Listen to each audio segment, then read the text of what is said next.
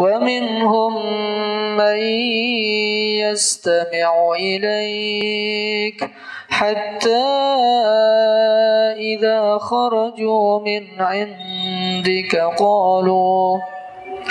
قالوا للذين أوتوا العلم ماذا قال آنفا أولئك الذين طبع الله على قلوبهم واتبعوا أهواءهم. بسم الله الرحمن الرحيم. السلام عليكم ورحمة الله وبركاته. Alhamdulillahi Rabbil Alamin. Wassalatu wassalamu ala ashrafil anbiya'i wal mursalin wa ala alihi wa sahbihi ajma'in. Asyhadu an la ilaha illallah wahdahu la syarika lah wa asyhadu anna Muhammadan abduhu wa rasuluhu la nabiyya ba'dah. Ya ayyuhalladzina amanu taqullaha haqqa tuqatih wa la tamutunna illa wa antum muslimun wa ba'd.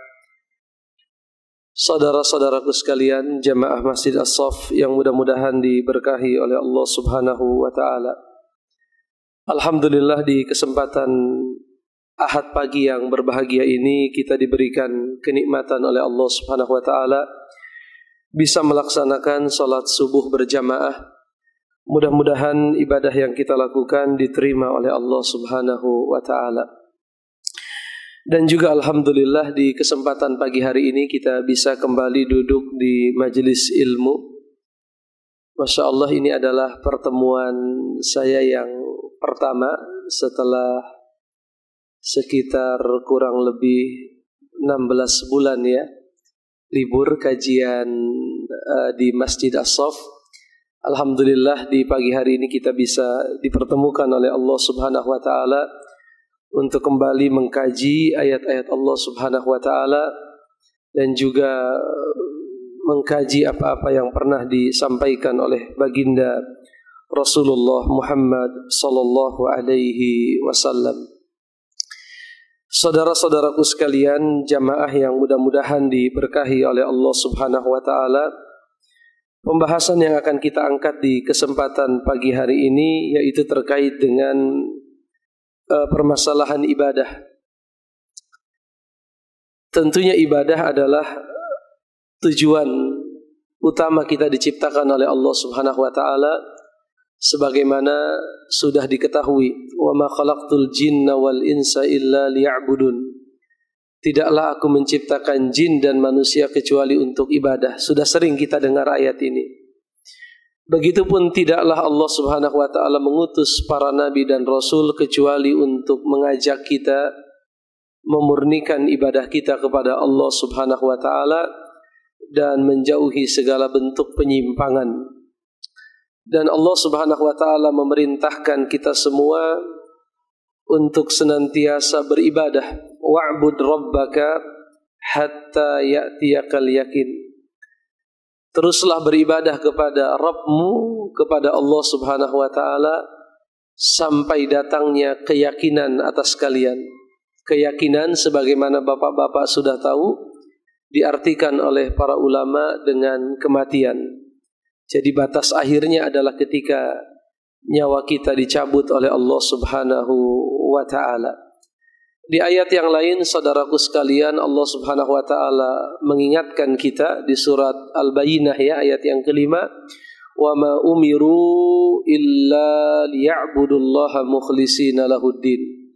Padahal mereka itu, maksudnya kita manusia, tidak diperintahkan oleh Allah kecuali agar mereka beribadah kepada Allah Subhanahu wa taala mukhlishina lahuddin, dengan benar-benar ikhlas beribadah kepada Allah Subhanahu wa taala.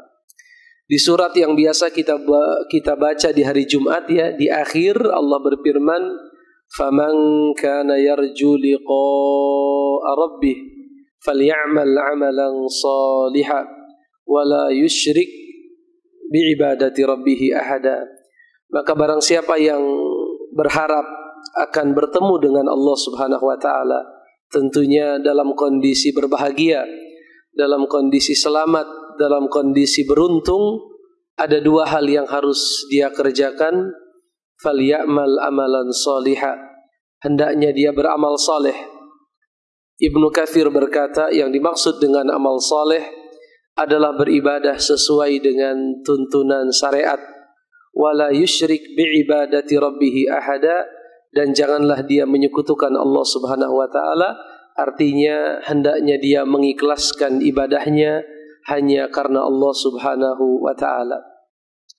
Dan di ayat yang sangat populer yang sering kita baca di awal surat Al-Mulk, Allah Subhanahu wa taala berfirman, "Alladzi khalaqal mauta wal hayata liyabluwakum ayyukum ahsanu amala." Dialah Allah Subhanahu wa taala yang telah menciptakan kehidupan dan kematian, dipergilirkan oleh Allah. Untuk apa itu semua? Untuk menguji kalian, kata Allah, siapakah yang paling baik amalnya. Al-Imam Fudail Ibnu Iyad, beliau berkata bahwa orang yang paling baik amalannya yang memenuhi dua kriteria. Yang pertama adalah khalisan, yaitu beribadah ikhlas karena Allah. Dan yang kedua sawaban, yaitu beribadah sesuai dengan tuntunan syariat. Oleh karenanya para ulama mengatakan bahwa ibadah yang sah itu belum tentu diterima. Oleh karenanya ada kajian tentang syurutul ibadah. Syurut adalah jamak dari syarat. Syurutun adalah bentuk jamak daripada syartun, syarat-syarat ibadah. Ternyata ibadah itu memiliki anasir. Anasir apa Pak? Jamak daripada unsur. Unsur dalam bahasa Arab jamaknya adalah anasir. Ada bagian-bagian. Ada bagian sebelum ibadah, ada bagian di dalam ibadah. Kalau sebelum ibadah biasa kita sebut dengan istilah apa? Syurut. Syurut, syarat-syarat. Tetapi kalau kita sudah masuk ke dalam ibadah, biasa kita sebut dengan al-arkan, rukun-rukun, wal wajibat, hal-hal yang wajib dan lain sebagainya. Misalnya para ulama menjelaskan sebagai contoh saja solat misalnya ya. Ada syarat sah, ada syarat diterima. Apa contohnya syarat sah? Mengerjakannya setelah masuk waktu. Itu kan syarat sah. Lalu menghadap kiblat, menutup aurat, sucinya tempat, pakaian dan tubuh kita, baik dari hadas hadas kecil maupun dari hadas besar. Itu namanya syurut, syarat sahnya ibadah. Tetapi ternyata tidak semua orang yang memenuhi syarat-syarat ibadah, ibadahnya otomatis diterima oleh Allah Subhanahu wa taala. Oleh karenanya muncul kajian yang lain terkait dengan apa? Syurutu qabulil ibadah, syarat diterimanya ibadah. Maka muncullah istilah al-ikhlasu wal ittiba. Ikhlas artinya melakukan satu ibadah karena Allah. Ittiba artinya apa? Mengikuti contoh ajaran yang pernah dilakukan oleh baginda Rasulullah Muhammad sallallahu alaihi wasallam. Artinya ikhlas saja tapi tidak ittiba tidak cukup. Tentunya bapak-bapak pernah mendengar kisah yang sering disampaikan di majelis ilmu, yaitu peristiwa yang dialami oleh seorang imam, Sa'id ibnil Musayyab. Beliau salat subuh seperti kita hari ini. Setelah selesai salat subuh beliau berzikir, lalu beliau melihat seorang laki-laki yang salat 2 rakaat setelahnya. Lalu ditegur oleh beliau, "Ya fulan, kenapa engkau salat 2 rakaat setelah subuh?" Maka laki-laki ini berkata, "Apakah Allah Ta'ala akan mengazabku, akan menghukumku dikarenakan aku mengerjakan salat?" Itu jawaban dari laki-laki ini. Padahal kita tahu ya, ada hadis yang mengatakan la tusalli ba'dal fajr hatta tatlu asyams. Jangan salat setelah fajar sampai terbitnya matahari. La tusalli ba'dal asr hatta taghruba asyams. Jangan juga salat setelah asar sampai tenggelamnya matahari. Tetapi laki-laki ini menjawab, apakah Allah akan mengazabku akan menghukumku, akan memberikan kepadaku iqab kelak di akhirat dikarenakan aku sholat? Itu jawabannya. Maka Sa'id ibn al-Musayyab berkata, tidak tentunya. Tetapi Allah subhanahu wa ta'ala murka kepadamu ketika engkau menyelisihi sunnah Rasulullah Muhammad sallallahu alaihi wasallam. Di sini kita bisa mengambil satu pelajaran tentang betapa pentingnya mengikuti apa? Sunnah, kebiasaan Rasulullah Muhammad sallallahu alaihi wasallam di dalam beribadah. Di dalam riwayat yang lain, saudaraku sekalian, kisahnya sudah sering kita dengar ya. Ada 3 orang sahabat Rasul yang datang menemui siapa? Ummahatul Mukminin, istri Nabi. Kemudian mereka bertanya tentang bagaimana ibadah Nabi. Maka mereka merasa ibadah mereka sedikit. Lalu masing-masing mereka berkata, kalau saya akan senantiasa sholat malam dan tidak tidur. Yang lain berkata, kalau saya akan senantiasa berpuasa terus-menerus. Kalau saya berusaha fokus ibadah, saya tidak akan menikah. Itu yang dikatakan oleh 3 orang ini. Semuanya bagus. Yang satu ingin fokus melaksanakan qiyamul lail, yang satu ingin fokus melaksanakan puasa, yang lainnya ingin fokus ibadah secara umum dalam bentuk tidak menikah. Ketika Rasulullah kembali ke rumahnya, beliau diceritakan oleh istrinya, bukannya beliau bangga, bukannya beliau memuji 3 orang sahabatnya, tetapi beliau berkata, siapa yang mengatakan ini dan itu, ana atqakum wa ahsyakum lillah, aku ini adalah orang yang paling takwa di antara kalian, dan aku adalah orang yang paling takut kepada Allah di antara kalian. Aku sholat malam, tapi aku pun tidur. Aku berpuasa, dan aku pun berbuka. Wa atazawwajun nisa, dan aku menikahi wanita. Itu kata Rasulullah SAW. Man ragiba an sunnati falaysa minni. Barang siapa yang membenci sunnahku, maka dia bukan termasuk ke dalam golonganku. Ini pun jelas ma'asyiral muslimin, memberikan satu rambu bagi kita semua bahwa syarat diterimanya ibadah bukan semata-mata niat yang ikhlas, semangat yang kuat, tetapi bagaimana kita menyesuaikan ibadah kita sesuai dengan apa yang pernah diajarkan oleh Nabi SAW. Oleh karenanya ada ungkapan yang sangat populer yang sering Bapak dengar, lebih baik ibadah kita sederhana tapi sesuai dengan apa? Dengan sunnah Rasulullah Muhammad SAW daripada banyak tetapi tidak sesuai dengan contoh yang pernah diberikan oleh baginda Rasulullah Muhammad SAW. Oleh karenanya di banyak hadisnya beliau mengingatkan agar kita semua mencontoh ibadah beliau. Kita misalnya sering dengar hadis yang bunyinya apa? Masalah sholat itu, sallu, kan begitu ya. Sallu apa? Kama ra'aitumuni apa? Usolli. Salatlah kalian seperti kalian melihatku salat. Artinya contohlah beliau. Terkait dengan masalah haji apa kata Nabi? Khuzu anni, kan begitu. Khuzu anni manasikakum. Ambillah dariku tata cara kalian manasik. Apa itu manasik? Melakukan ritual ibadah haji.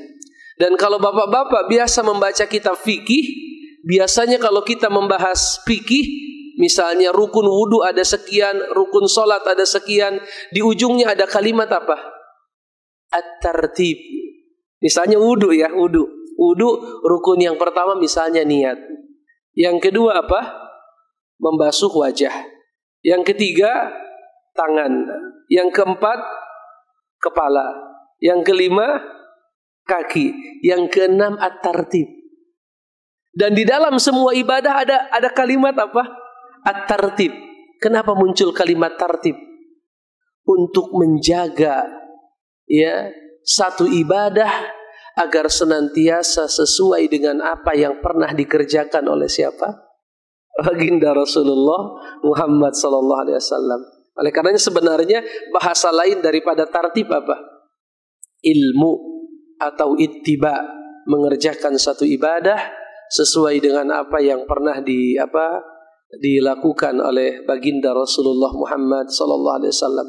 Oleh karenanya di banyak hadisnya bapak-bapak sering mendengar hadis riwayat Imam Bukhari dan Muslim, man ahdatsa fi amrina hadza ma laysa minhu fahuwa raddun, kan begitu ya. Apa artinya? Hadis siapa itu? Hadis Aisyah ya, hadis Ummul Mukminin Aisyah. Apa artinya? Man ahdatsa, barang siapa yang mengada-ngadakan satu perkara yang baru, fi amrina haza, di dalam urusan agama atau urusan ibadah, ma laisa minhu, yang sebenarnya bukan bagian dari agama, fahuwa raddun ya. Maka itu tidak diterima kata Rasulullah. Dalam hadis riwayat Imam Muslim masih dari istri beliau Aisyah, apa kata Rasul? Hadisnya terkenal, man amila amalan laisa alaihi amruna fahuwa raddun. Barang siapa yang melaksanakan satu amalan yang tidak kami perintahkan, maka amalan itu tertolak, artinya tidak diterima oleh Allah Subhanahu wa ta'ala. Dan ini tentunya bisa menjadi satu bahan kita untuk selalu mengevaluasi diri kita ya, mengevaluasi diri kita agar bagaimana caranya ibadah yang kita lakukan diterima oleh Allah Subhanahu wa ta'ala. Dan ternyata kuncinya semuanya adalah ilmu, Pak.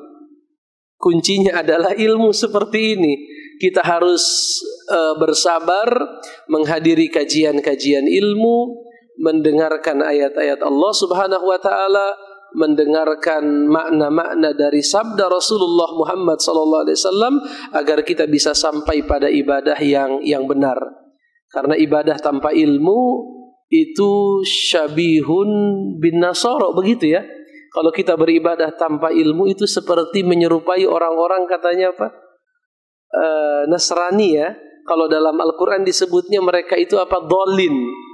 Tetapi sebaliknya kalau kita memiliki ilmu tidak mau ibadah, itu syabihun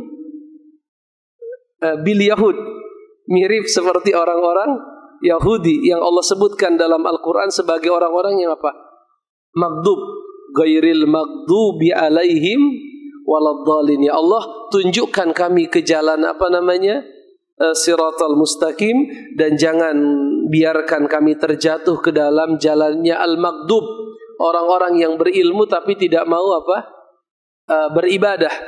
Tetapi jangan juga kami terjatuh ke dalam jalannya orang-orang yang sesat. Siapa itu yang sesat? Kata Imam Jalaluddin, yaitu orang-orang yang beramal tanpa ilmu. Wa minhum an-nasara, dan di antara mereka adalah orang-orang Nasrani. Saudaraku sekalian, para hadirin yang mudah-mudahan diberkahi oleh Allah Subhanahu wa ta'ala, itu satu bagian dari ibadah. Ada satu bagian yang lain yang sering dilupakan oleh kita semua, tentang hakikat ibadah. Hakikat ibadah. Ternyata ibadah itu memiliki hakikat. Dijelaskan oleh para ulama, hakikat dari ibadah yang kita lakukan adalah kamalul mahabbati ma'a kamalidz dzulli wal khudu. Itu hakikat ibadah. Apa artinya kira-kira, Pak? Ibadah hakikatnya adalah kamalul mahabbati ma'a kamaludz dzulli wal khudu. Apa artinya? Kamal artinya apa? Kamal, sempurnanya. Al-mahabbah, rasa cinta. Ma'a, disertai. Kamaludz dzulli, sempurnanya rasa hina. Diri kita ini hina di hadapan Allah. Wal khudu. Khudu apa? Ketundukan.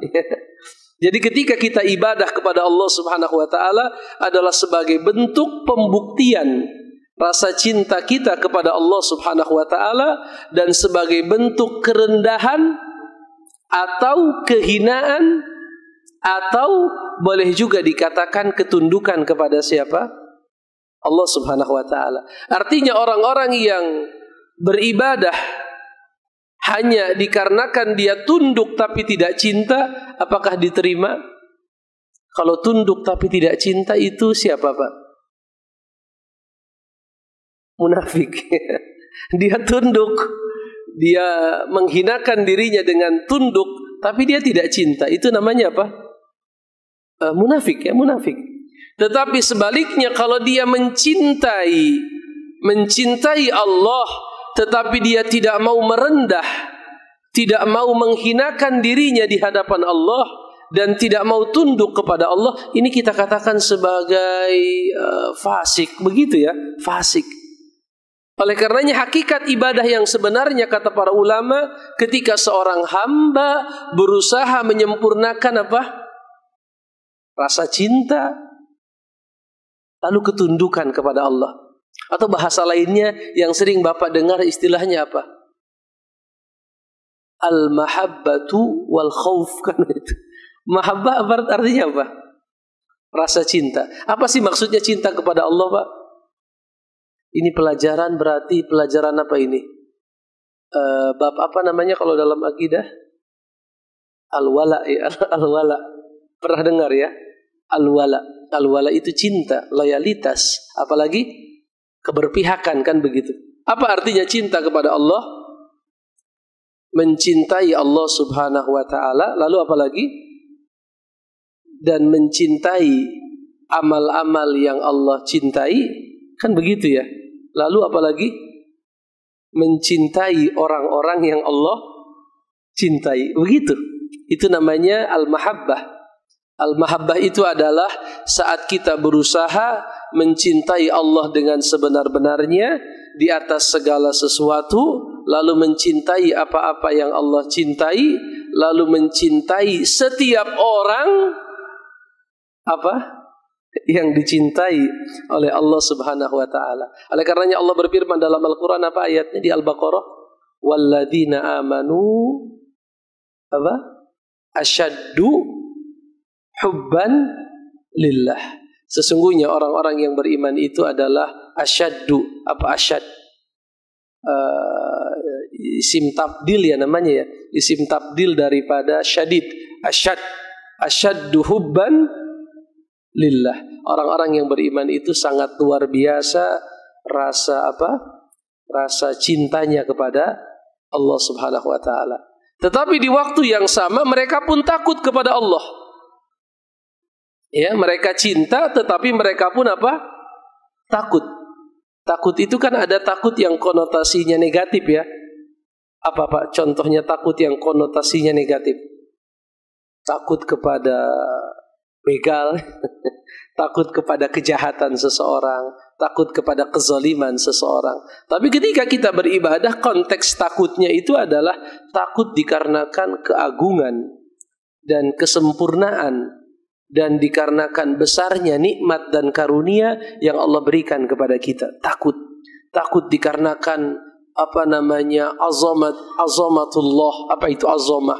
Keagungan, kebesaran, kesempurnaan, ketinggian, kemuliaan Allah Subhanahu wa taala. Dan dua hal ini harus senantiasa ada dalam ibadah kita. Apa kata Allah dalam Al-Qur'an? Ulaikal, apa kata Allah? Ulaikal ladina yusari'una fil khairat. Merekalah orang-orang yang bersegera dalam melakukan khairat. Apa khairat? Kebaikan. Wa yad'unana, dan mereka beribadah kepada kami rogoban. Apa? Warohaba. Apa artinya rogoban warohaba? Rogoban warohaba. Dalam kondisi harap, cemas. Jadi kalau kita beribadah itu harus ada rasa itu Pak. Harus ada rogoban warohaba. Rogoban apa? Harap. Kalau cemas, takut ya. Berarti cinta yang melahirkan harap, takut yang melahirkan kecemasan. Kalau harap artinya apa Pak? Berharap agar ibadah yang kita lakukan diapakan oleh Allah? Diterima, kan begitu, kita berharap. Harap inilah yang menjadikan kita berusaha untuk apa? Istiqomah. Karena ada harapan. Karena harapan itu ada, ibadah kita akan diterima, kita berusaha untuk apa? Istiqomah. Tetapi di waktu yang sama harus ada Rogoban wa rohaba. Rasa takut, rasa khawatir. Apa fungsi dari rasa khawatir ini, Pak? Agar kita menghindar dari hal-hal yang terlarang, kan begitu. Rasa takut itu menghalangi kita dari hal-hal yang dilarang, yang haram. Dan rasa takut itu, kata para ulama, akan melahirkan memperbaiki diri, apa dalam Islam istilahnya? Muhasabah. Memperbaiki diri. Barangkali ada yang salah dengan ibadah saya. Barangkali ada yang tidak benar dengan ibadah saya. Karena seorang muslim ketika dia beribadah, dia senantiasa khawatir ya, ibadahnya tidak diterima, kan begitu. Nabi Ibrahim pernah diperintahkan untuk apa? Membangun Ka'bah ya. Meninggikan pondasi ya. Wa idh yarfa'u Ibrahimu qawa'ida wa Ismail Rabbana taqabbal minna innaka antas samiul alim, kan begitu ya di surat Al-Baqarah. Padahal proyek yang dilakukan oleh Ibrahim adalah proyek terbesar. Apa itu, Pak? Proyek mendirikan Ka'bah. Tetapi ketika proyek ini beliau laksanakan, tugas dari Allah ini beliau kerjakan sambil beliau mengangkat batu, menyusunnya agar terbentuk seperti Ka'bah sekarang, beliau berdoa, Rabbana taqabbal minna innaka antas samiul alim. Ya Allah, tolong diterima ibadah ini. Engkau ini maha mendengar lagi maha mengetahui. Apa pelajaran yang kita bisa ambil, Pak, dari kisah ini? Sebesar apapun ibadah yang kita lakukan, jangan sampai menjadikan kita merasa sombong. Wah, ini ibadah saya sudah banyak, pasti diterima oleh Allah. Belum tentu. Ya, Allah katakan dalam Al-Quran, alladzina yu'tuna ma atau. Terus wa qulubuhum wajilatun annahum ila rabbihim rajiun, apa yarjiun itu? Artinya apa, Pak? Orang-orang yu'tuna ma atau, mereka berikan apa yang mereka berikan. Artinya mereka apa itu? Berinfak ya. Alladzina yu'tuna ma atau, orang-orang yang memberikan apa yang mereka berikan. Wa qulubuhum wajilatun. Tetapi anehnya, ketika mereka memberikan sesuatu di jalan Allah, hati mereka selalu ketakutan bahwa mereka akan kembali kepada Allah. Ayat ini didengar oleh Aisyah. Siapa Aisyah, Pak? Istri Nabi. Aisyah berkata, ya Rasulullah, mohon maaf, mereka itu kan berinfak, mereka memberikan sesuatu untuk Allah. Tetapi kenapa mereka ketakutan? Apakah mereka itu memang pencuri atau pezina atau peminum khamr? Kok mereka beribadah tapi ketakutan? Apa jawaban Rasulullah? La ilah, tidak wahai binti Siddiq, tidak wahai anaknya Abu Bakar As-Siddiq. Bukan itu maksud dari ayat ini. Tetapi mereka adalah orang-orang yang ikhlas beribadah dan mereka khawatir ibadahnya tidak diterima oleh siapa? Oleh Allah Subhanahu wa taala. Oleh karenanya ini harus selalu hadir dalam ibadah kita. Apa itu? Al-mahabbah. Al-mahabbah artinya apa, Pak? Rasa cinta. Yang kedua apa? Al-khauf ya. Khauf artinya rasa takut. Dan saya pernah menyampaikan beberapa tahun yang lalu di As-Sof ini bahwa ternyata rasa takut itu adalah sesuatu yang positif kalau kita gunakan dengan baik ya. Saya pernah sampaikan bahwa banyak negara-negara yang maju itu karena dia terancam, kan begitu ya. Jadi banyak negara yang maju karena rasa takut. Misalnya Korea Selatan katanya maju karena apa, Pak? Karena ada Korea Utara. Singapura maju karena apa? Dia adalah negara yang mayoritasnya Cina ya, tetapi di tengah lautan Melayu yang sangat banyak. Ada lagi Cina Taipei, maju dikarenakan ada apa? Dominasi Cina. Kan begitu. Ada Israel, Zionis. Mereka adalah negara kecil, Yahudi kecil di tengah-tengah lautan bangsa Arab. Kalau mereka nggak kuat, maka mereka akan digilas habis. Nah, konon katanya di kita agak susah untuk maju karena rasa takutnya agak lemah ya. Jadi rasa takutnya kurang kuat. Jadi sudah disumpah, Al-Quran ditaruh di atas kepalanya. Ini kan sudah luar biasa ya. Dia bersumpah atas nama Allah, udah gitu Quran ditaruh di atas kepalanya, dia nggak takut juga. Besoknya dia kena apa namanya? Sehari setelah pelantikan kena apa? Kena OTT, operasi tangkap tangan. Oleh karenanya, menurut sebagian ahli, ini barangkali yang menjadikan kita sulit untuk maju karena lemahnya rasa takut kita. Ya bahkan kepada zat yang paling kuat. Siapa? Allah Subhanahu wa taala. Itu bukan analisa dari saya ya, tetapi analisa memang dari orang-orang yang senior, ya, dari orang yang senior dan sudah mendalami perjalanan sejarah bangsa ini. Oleh karena ini harus senantiasa kita bangun, yaitu rasa harap kepada Allah Subhanahu wa taala yang selalu melahirkan optimisme ya, harap yang melahirkan optimisme dan rasa takut yang melahirkan evaluasi yang terus-menerus agar di dalam beribadah kita semakin semakin bagus ya, semakin sesuai dengan apa yang dicontohkan oleh baginda Rasulullah Muhammad sallallahu alaihi wasallam. Karena sekali lagi yang dinilai itu adalah kualitas ya. Liyabluwakum ayyukum ahsanu amala. Allah hendak menguji kalian siapa di antara kalian yang paling ahsan. Paling ahsan itu bahasa kitanya ya, yang paling berkualitas dalam ibadah. Dan ibadah yang berkualitas adalah ibadah yang dilakukan karena Allah, artinya ikhlas. Dan yang kedua adalah sawaban. Sawaban di sini adalah artinya sesuai dengan syariat, sesuai dengan contoh Nabi. Kalau seandainya bapak-bapak ditanya, kita diskusi sebentar. Seandainya bapak-bapak ditanya, untuk merealisasikan hal tersebut, apakah kita harus langsung mencontoh Rasulullah dan tidak boleh mengikuti para ulama mazhab misalnya, ataukah sebaliknya? Ini kan kita harus ittiba, harus ikhlas. Apakah pengertian dari apa yang kita kaji pagi hari ini, bahwa kita semua harus langsung merujuk kepada Rasul dan tidak boleh melalui perantara manusia, misalnya para ulama mazhab. Apakah begitu pengertiannya? Tidak ya, tidak seperti itu juga pengertiannya.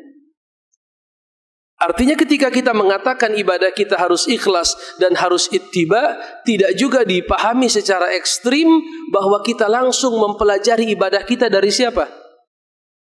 Dari Rasul. Kenapa Pak? Ada yang tahu rasanya? Ada tidak yang bisa beribadah dengan langsung mencontoh kepada Rasul? Artinya mempelajari hadis-hadisnya. Ada di antara Bapak yang sholat, kan kita sholat nih setiap hari. Sholat yang Bapak lakukan adalah kesimpulan dari kajian terhadap hadis-hadis Nabi. Ada tidak? Bapak buka misalnya Sahih Bukhari. Bapak buka apa lagi? Sahih Muslim. Bapak buka hadis Abu Dawud, Tirmizi, An-Nasai, Ibnu Majah dan yang lain. Saya rasa tidak. Oleh karenanya kalau kita perhatikan sejarah, bahwa setinggi apapun keilmuan para ulama zaman dulu, tetap saja mereka mempelajari fikih dari satu madrasah. Contohnya apa Pak? Siapa imam yang paling terkenal yang Bapak pernah dengar namanya? Misalnya Ibnu Katsir, pernah ya? Penulis apa itu? Tafsir ya, tafsir Ibnu Katsir. Beliau itu kalau Bapak beli tafsir Ibnu Katsir, di ujung namanya ada tulisan Asy-Syafi'i. Ibnu Katsir Asy-Syafi'i. Siapa lagi ulama yang terkenal? Ada penulis biografi para ulama yang bernama Imam siapa itu? Az-Zahabi, pernah dengar ya? Syamsuddin Az-Zahabi, penulis kitab apa?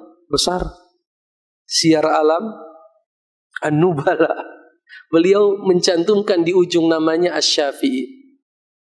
Atau pernah dengar Ibnul Qayyim? Ibnul Qayyim pernah dengar? Penulis kitab apa Ibnul Qayyim? Banyak ya, Zadul Ma'ad, lalu penulis banyaklah kitab-kitab, saya banyak mengoleksi kitab-kitab Ibnul Qayyim. Itu beliau Hambali, bermazhab Hambali. Siapa lagi? Ibnu Rajab Hambali, Abul Izz Al-Hanafi, Imam Qurtubi Al-Maliki. Pertanyaannya, ketika kita mempelajari fikih atau ibadah dari satu madrasah tersebut, apakah kita dianggap tidak ittiba kepada Rasul? Ittiba tidak. Ya kalau kita tidak fanatik, kita mengikutinya berdasarkan ilmu, berdasarkan dalil, maka kita dianggap ittiba. Ya justru menurut saya kita tidak mungkin bisa langsung mengambil dari Rasulullah Muhammad SAW karena kita tidak punya alat-alat yang cukup untuk menempatkan hadis-hadis tersebut dengan sebaik-baiknya. Karena hadis itu kan ada istilahnya apa Pak? Ada nasikh mansuh tidak dalam hadis? Nasikh mansuh. Kadang kita istilahnya saja sudah bingung apa itu nasikh, dan katanya kan kalau ada hadis yang bertentangan, yang belakangan menghapus yang duluan. Itu kalau tidak mungkin dikompromikan. Kalau masih mungkin dikompromikan, ya dikompromikan. Ada lagi istilahnya apa Pak? Mujmal mubayyan. Apa itu mujmal mubayyan? Ada hadis yang global, ada yang terperinci. Ada mutlak muqayyad. Ada hadis yang sifatnya dia mutlak, artinya tidak ada ikatan. Ada yang ada ikatan, artinya terlalu banyak ilmu alat yang kita butuhkan untuk sampai kepada titik memahami hadis Nabi secara. Dan ternyata makin jauh dari zaman Nabi, makin sedikit orang yang memiliki kemampuan itu. Atau biasa kita sebut dengan istilah apa? Ijtihad ya. Mujtahid kan begitu. Makin sedikit. Maka dengan karunia Allah Subhanahu wa taala, Allah munculkan ulama-ulama yang begitu luar biasa keilmuannya, yang diambil oleh manusia ilmunya, jadilah mereka madrasah-madrasah tersebut. Ada madrasah namanya apa? Hanafi. Ada madrasah namanya apa? Maliki, kan begitu. Ada madrasah namanya apa? Syafi'i. Ada madrasah namanya apa? Hambali. Tidak masalah kita belajar. Kita membaca apa-apa yang sudah ditulis, karena itu sudah selesai, sudah diijtihadkan, sudah tinggal apa Pak? Tinggal pakai. Karena sebagian orang kadang salah memahami apa yang saya sampaikan. Mereka katakan, oh Ustaz, berarti kita lepaskan semua madrasah-madrasah itu dan kita langsung mengikuti Nabi. Ya kalau punya kemampuan silahkan. Ya kadang kita lihat kitabnya saja sudah minder. Sahih Bukhari besar-besar. Nah itulah fungsi dari madrasah-madrasah tersebut sebagai tempat kita untuk berusaha berittiba kepada siapa? Kepada baginda Rasulullah Muhammad sallallahu alaihi wasallam. Mudah-mudahan Bapak-bapak sekalian, apa yang saya sampaikan bisa menjadi penyemangat kita semua untuk terus-menerus belajar, ya, memicu kita semua untuk terus-menerus mengkaji, ya, membaca, mendengarkan, menyimak kajian-kajian Islam, karena sekali lagi tidak ada kebahagiaan, kemuliaan kecuali dengan kita menuntut ilmu, ya. Dengannya kita mengetahui yang halal dan yang haram, ilmu. Dengannya kita mengetahui mana taat, mana maksiat, kan begitu ya. Dengannya kita mengetahui bagaimana cara beribadah kepada Allah Subhanahu wa taala, dan dengannya kita mengajarkan anak-anak kita bagaimana seharusnya mereka beribadah kepada Allah Subhanahu wa taala. Karena sekarang masanya begitu, Pak. Ya, masa di mana banyak orang yang mungkin agak pesimis melihat kondisi hari ini. Mereka katakan kita terjadi apa istilahnya? Lost generation atau apalah namanya, ya. Itu karena memang barangkali dalam kondisi pandemi seperti ini, lalu bagaimana media yang begitu gencar, ya, dengan segala macam game online dan lain sebagainya, ditambah mohon maaf kelemahan kita sebagai orang tua memberikan arahan-arahan ilmu kepada anak-anak kita, maka kondisinya jadi semakin agak mengkhawatirkan seperti itu ya.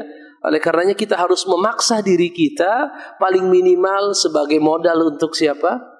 Untuk kita bawa ke rumah kita, kita mendidik anak-anak kita, istri kita agar komitmen dengan syariat. Kalau tidak begitu bahaya Pak. Kondisi kita bahaya sekali. Kalau kita lihat kualitas pengetahuan anak-anak kita hari ini, ya mungkin bukan satu hal yang mustahil. 10 tahun ke depan sebagaimana saya sampaikan itu, ada anak-anak kita yang nggak tahu Masjidil Aqsa misalnya. Tidak tahu. Atau mereka bingung ngapain sih orang Palestina perang terus sama siapa? Mungkin akan lahir generasi yang bingung, nggak tahu. Karena mereka tidak tahu sejarah umatnya, tidak tahu sejarah agamanya, bangsanya, atau kehilangan identitas namanya ya. Dan ini tanggung jawab kita semua, sekali lagi untuk terus belajar, mengkaji, membaca, mendengar, menyimak. Ya, mudah-mudahan Allah Subhanahu wa taala menjauhkan kita dari segala musibah, dari segala penyakit, dari segala mara bahaya, dan mudah-mudahan Allah menjaga diri kita dan keluarga kita dari keburukan insyaallah. Barangkali ini yang bisa saya sampaikan sebagai pembuka. Sudah lama saya senang sekali alhamdulillah bisa kembali duduk di sini setelah 16 bulan libur cukup panjang. Alhamdulillah bisa bertemu lagi. Rindu rasanya datang ke ke Masjid As-Sob, bertemu dengan bapak-bapak sekalian. Mudah-mudahan Allah berikan kita keikhlasan dan ilmu yang bermanfaat, dan mudah-mudahan kita termasuk orang-orang yang selalu istiqomah di dalam mencari ilmu. Ini barangkali yang bisa saya sampaikan, kurang dan lebihnya mohon maaf. Subhanakallahumma wa bihamdika asyhadu an la ilaha illa anta astaghfiruka wa atubu ilaik. Assalamualaikum warahmatullahi wabarakatuh.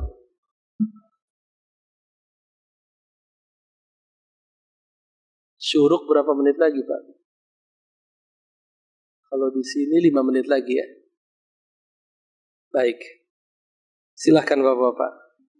Ada pertanyaan? Baik, silakan.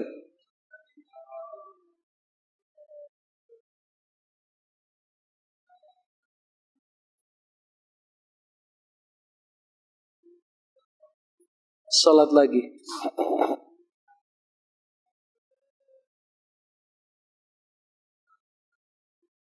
Masya Allah. Baik. Barakallahu fikum Bapak. Pertanyaan beliau seperti ini terkait dengan larangan sholat setelah subuh. Bagaimana dengan orang yang pernah meninggalkan sholat subuh di masa lalu, kemudian dia mengqadha'nya di waktu subuh? Tentunya harus kita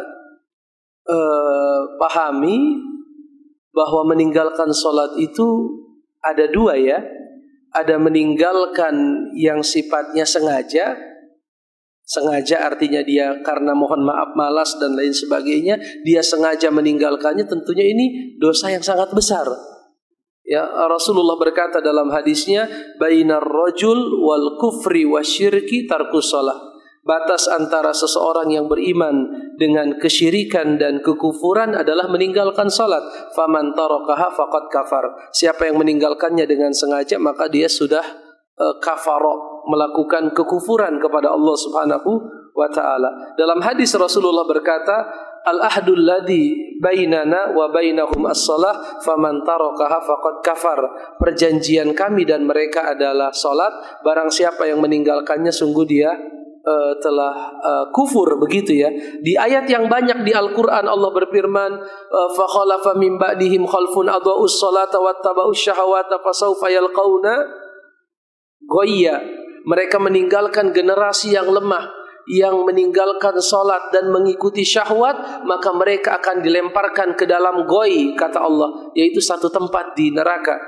Ada lagi ayat yang berkata, Allah bertanya kepada orang-orang yang masuk neraka, masalakakum fi saqar? Kenapa kalian kok ada di dalam neraka saqar? Apa jawaban mereka? Qalu lam naku minal musallin. Karena kami dulunya tidak salat, kan begitu. Oleh karenanya Bapak, karena besarnya ancaman orang yang meninggalkan sholat tanpa uzur, para ulama beda pendapat. Apakah orang yang meninggalkan sholat tanpa uzur wajib mengqadha ataukah bertobat? Ya, wajib mengqadha ataukah bertobat? Sebagian ulama mengatakan dia tidak wajib mengqadha, tetapi dia harus bertobat dengan taubatan nasuha karena dia telah melakukan satu perbuatan yang bisa menyebabkan jatuhnya dia ke dalam kekafiran. Dan kekafiran tidak diqadha tetapi ditaubati. Dan tidak diulangi, tetapi dia menyesal, dia meninggalkan kebiasaan buruk, dan dia bertekad untuk tidak mengulang. Ini pendapat yang pertama. Tapi wallahu a'lam bishawab, pendapat jumhurul ulama, mayoritas, termasuk pendapat Imam Syafi'i, mengatakan tetap wajib diqadha. Tetap wajib diqadha. Alasannya kata beliau, kalau yang meninggalkan sholat karena ada uzur saja, uzur itu karena ada halangan, misalnya lupa, atau tertidur, atau sakit, atau pingsan. Yang meninggalkan sholat karena uzur saja, padahal mereka ada alasan untuk diberikan maaf oleh Allah, tidak gugur atas mereka kewajiban untuk mengqadha, apalagi yang meninggalkannya tanpa alasan.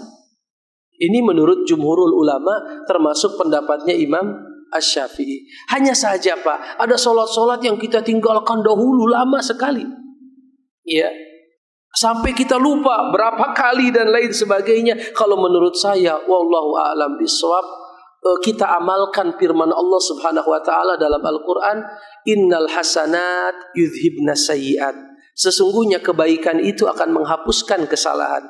Lebih baik perbanyak sholat-sholat sunnah. Perbanyak sholat-sholat, kecuali memang yang ditinggalkannya itu dekat, tanggal sekian kita. Tapi kalau sifatnya bayangan, dulu pernah, tanggal berapa, jam berapa, sholat apa, lupa, tidak tahu. Karena saking sudah apanya, sudah perbanyak sholat apa? Sholat sunnah. Karena Allah berfirman, innal hasanat yudhibna sayyi'at. Sesungguhnya kebaikan yang datang belakangan akan menghapuskan dosa yang dilakukan sebelumnya. Dalam hadis apa kata Nabi? Wa atbi'is sayyi'atal hasanah. Ikutilah keburukanmu yang dulu dengan kebaikan. Tamhuha. Maka kebaikan itu akan apa? Tamhuha. Akan menghapuskan apa? Kesalahan. Tapi kalau kasusnya begini, mohon maaf, Bapak salat subuh seperti sekarang. Lalu ketika selesai salat subuh Bapak katakan, innalillahi wa inna ilaihi raji'un, la haula wala quwata illa billah. Tadi malam saya belum salat maghrib karena kecapean, belum sempat salat isya pulang kerja. Langsung Bapak salat, tidak masalah. Tidak ada masalah. Karena waktu mengqadha salat kata Rasul adalah pas ingat. Apa? Waktu mengqadha salat adalah pas, apa kata Nabi? Man nasiya anis shalah falyusalliha idza dzakaraha. Barang siapa yang lupa mengerjakan salat, kerjakan saat ingat. Mau ingatnya di waktu terlarang atau mau ingatnya di waktu yang tidak terlarang, falyusalliha, kerjakanlah. Jelas Pak ya? Ini kalau yang dekat. Tadi malam lupa, kemarin pagi dikarenakan ada musibah tertentu kita lupa sholat, kerjakan saat kita apa? Saat kita ingat. Jelas Bapak?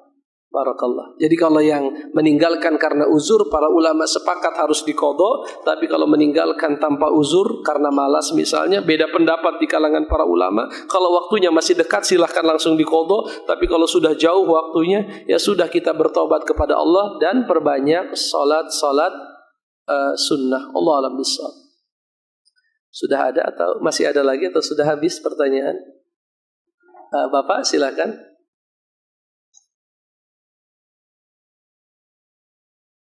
Assalamualaikum warahmatullahi wabarakatuh. Waalaikumsalam. Terkait dengan ibadah tadi Ustaz. Kan tadi ada cinta dan khawatir. Khawatir. Nah, saya bahas ini masalah yang khawatir. Kan kita setelah beribadah, kita masih berkhawatir bahwa ibadah itu diterima apa tidak. Betul, khawatir diterima atau tidak. Iya. Nah, di kata lain di konteks lain bahwa kalau kita itu mendekat ke Allah itu, kita itu akan merasa tenang. Tapi kalau saya ngelihatnya, kalau kita beribadah kita khawatir diterima atau tidak, kita kan selalu resah gitu. Jadi akibatnya dalam hidup ini kita tidak nyaman gitu kan. Nah, itu penjelasannya gimana? Barakallah Bapak. Jadi ada kajian tentang seberapa besar rasa cinta, seberapa besar rasa takut, ukurannya seberapa. Ya, pendapat yang paling banyak ulama berpendapat. Ada yang mengatakan kalau lagi sehat perbanyak rasa takut dibandingkan rasa harap. Kalau sedang sakit perbesar rasa harap dibandingkan rasa cinta. Ada lagi yang mengatakan ketika taat perbanyak harap, ketika kita lalai perbanyak itu beda pendapat. Tetapi pendapat yang paling kuat wallahu a'lam bishawab adalah apa yang dikatakan oleh Imam Ahmad, bahwasanya keduanya harus seimbang. Artinya harus selalu ada, Pak. Dan jangan terlalu dominan satu bagian. Karena kalau kita terlalu dominan di satu bagian akan terjebak. Dalam sejarah ada orang yang terjebak dalam rasa takut. Siapa itu, Pak? Dalam sejarah Islam di zaman Khalifah Ali bin Abi Thalib ada kelompok yang terjebak dalam rasa takut sehingga menjadi sangat ekstrim sekali, mengkafirkan orang-orang yang terjatuh ke dalam dosa besar. Itu biasa kita sebut dengan golongan Khawarij. Terjebak dalam rasa takut yang berlebihan sehingga memandang orang itu dia katakan ya kalau maksiat kafir. Ya, maksiat jadi mudah sekali dia Tetapi di dalam sejarah pernah ada orang yang terjebak di dalam roja yang terlalu besar. Roja itu apa, Pak? Harap.